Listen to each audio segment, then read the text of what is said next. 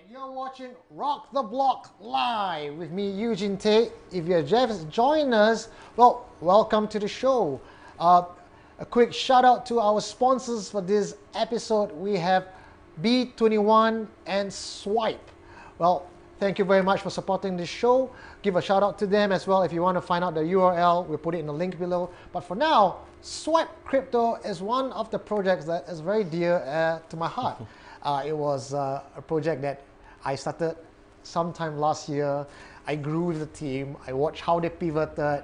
I saw the white paper, the website from when it was just an infant. So the Swipe team is something that I love a lot.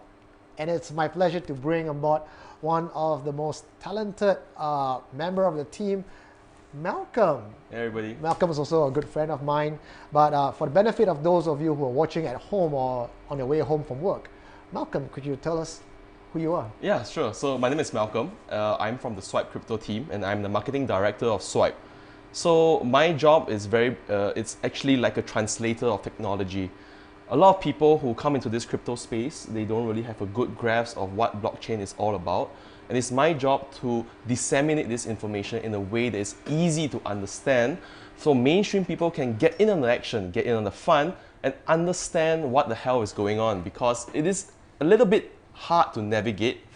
So my job is really to take all these complicated processes, make it easy to understand so that everybody can get involved, because blockchain is all about the community.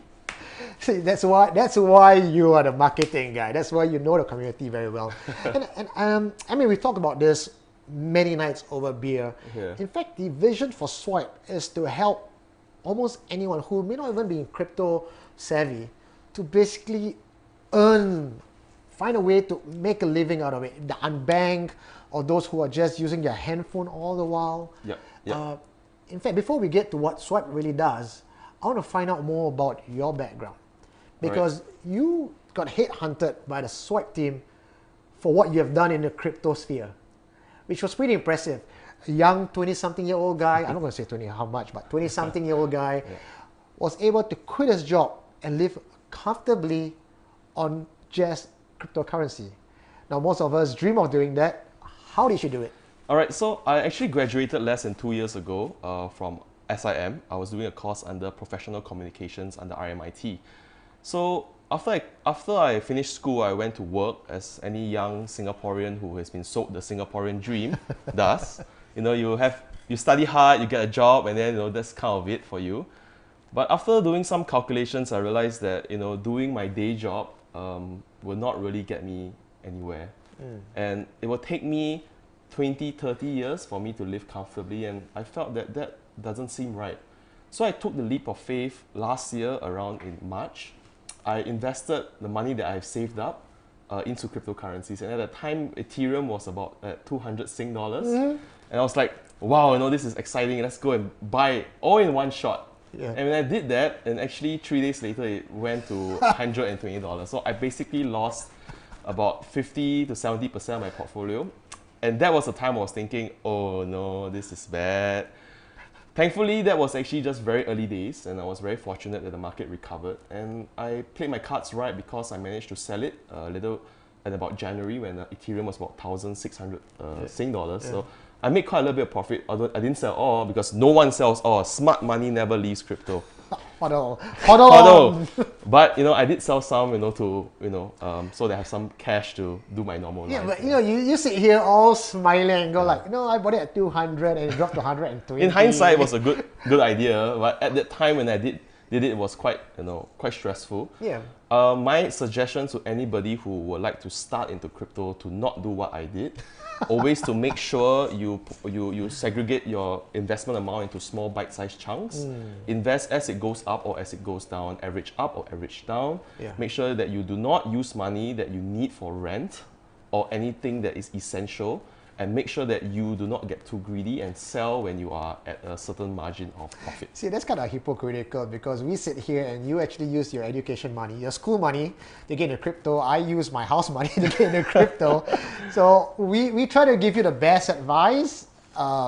and we try to, as best as we can, to follow that. Yeah. But that's not the point I want to bring up next. Is the other thing is we're looking at is most people actually only understand how to make money on crypto by buying and selling on, buying on the dips, selling on the high. Yep. That's not the only way of making money, right? Yes, that's true. So in Swipe, what we aim to achieve is we want to actually help users who are just app users to actually monetize their data. This is the whole concept of what Swipe is doing. Swipe is trying to build a better data marketplace. What's wrong with the current marketplace, you may ask? What's wrong with the current marketplace, I ask? Okay, so app developers have to work with centralized intermediaries to sell their data to data buyers. So this centralized intermediary is actually the one holding all the power and all the money. What happens is that app developers, data that they collect, it's too silo, it's too individual into one app, and app developers are not interested in that kind of data.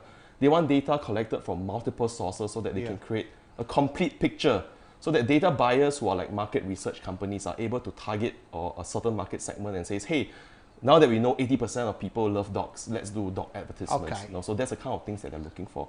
But the problem is twofold. One is that app developers, although they are the one creating the content and doing all the hard work, they are the ones earning the least money. It's the centralized intermediaries that earn the most. And the worst thing is that users who actually contribute the data get nothing in return. And they have no idea how their data is being used. Well, I like the idea. I like the concept. I think it's very promising. We as users get to monetize our data. How cool is that? You know, Facebook and Google won't even give us that.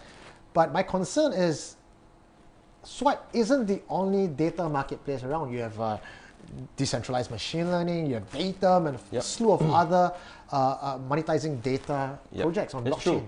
How do you stand out? Okay, so we come from a very app developer background. So we thought about this. This is a scalability issue. In any business, you want to be able to reach out to as many people as you can. Yeah. So the thing that what the Swipe employ that makes our project special is that we employ this strategy called a software development kit. This is actually something that app developers can plug into their existing app that gains the Swipe network capabilities. And with these capabilities, they can now monetize data directly to data buyers by using our decentralized marketplace. So that now there's transparency. Data buyers can approach data developers to buy data directly. And because we use blockchain, everything is recorded, everything is transparent. The app developers know who are the users who agreed to this process, who said, yes, I'm willing to trade my data for money. They know who these people are, so whatever profits they get from selling data, a bit of it goes to the app users. So I see Swipe being the direction is a B2B play, because you're working with developers and you know you have thousands, if hundreds of thousands, not millions of apps on your Play Store and Google, right? So these are the guys who can now download the SDK, build the Swipe platform or protocol around your product, and then through that share content, share data, so thus building a more robust ecosystem for everybody. So put it simply, if we have 10 app developers who join our Swipe network, and each of these app developers have 1 million users, now we have 10 million users in our network. That's kind of how you scale very fast. That's correct. Growth hacking, guys. Yeah, growth hacking. So I would say out of these 10 million users, we have something very special as well. It's called the Privacy and Data Sharing Protocol. What does this do? It actually gives data ownership back to users. Let's say some user says, you know what, this data monetization process is not for me. I don't want anybody to know who I am, what I do, or whatever things that I use. That's fair enough. I mean, people should be able to choose whether their data is being used. So they can actually say, hey, you know what, I do not want to share my data. Swipe will respect that. We have actually smart contracts to govern all these and make sure that their data will not be touched. However, for users who are say, hey, you know what, I don't mind trading my data for a bit of money. I think it's a cool idea. It's a great way for me to get started with crypto. I can earn some crypto through this process, and it kind of brings financial inclusion for those people who want to get crypto but they can't. So once they agree to sell their data, now they get money back in return. So this is pretty special, because then people who are not able to get crypto because of issues like no passport, especially for Southeast Asia, a lot of people don't have passport, a lot of credentials. They cannot do KYC checks with these exchanges. So how do they earn crypto? Swipe will be able to provide that for them. But I think beyond that, beyond all the technical details, one of the things that I like best, and I'm actually a user of it previously on my Android, obviously I'm on iOS now and I can't, is a very sleek UI that appears on my lock screen. Yes, correct. That gives me daily crypto news. Can you tell us about that? Okay, so we created an application called BlockPost. Okay, it's currently on the Android store. We'll be releasing it on iOS about a month later. So BlockPost is actually a way to show the capabilities of this Swap SDK. In this Swap SDK, not only do we allow users, allow app developers to collect data and join our data marketplace, Yeah. they also have marketing tools that help to increase their user retention and user engagement. So all these marketing tools sounds fine and dandy, but how do they look? How do they feel? So we created BlockPost as an example of what we can do with our technology. So lock screen, we've been using lock screen engagement for a couple of years right now. Yeah. We have actually 2 existing applications, one in Indonesia and one in Philippines. And this lock screen actually delivers news straight into your lock screen that is 10 times more engaging than just a push notification. Because now you can see a beautifully displayed, complete, picture on the lock screen, and that kind of engages you to say your curiosity and say, oh wow, what is this? I would like to go and check this content out. And that's how app developers can actually, push all these new things to their users, because the fact is we have 40 over apps in our phones, but we only use 3 or 4 on a daily basis. How are the rest of the smaller apps supposed to get the attention of the users? So we want to build all these capabilities so that app developers are also encouraged to download our SDK. I'm excited already. You Yeah, know man. what? And as the marketing director, you get to call the shots on some of these, marketing ideas, Yeah, right, so yeah. to speak. What if I were to ask you right now if Rock the Block could be a partner of BlockPost, and we can give all our users out there a special code that they can download the app and maybe get bonus tokens? Oh, okay. So I would say that's very feasible because you guys are doing a live stream and you guys have social media content that you want to publicize. Yeah. In BlockPost, whenever the live stream is ongoing, all the users of BlockPost will be able to say, hey, Rock the Block is now live. So people can just straight away go inside and say, oh wow, let's check it out and look at it, and we can actually reward users for I that. definitely want to look forward to doing that with you. Anyway, ladies and gentlemen, that's all the time we have for you today. This is Malcolm Chang from Swipe. Well, we'll be seeing him a lot more often around town with all the upcoming events.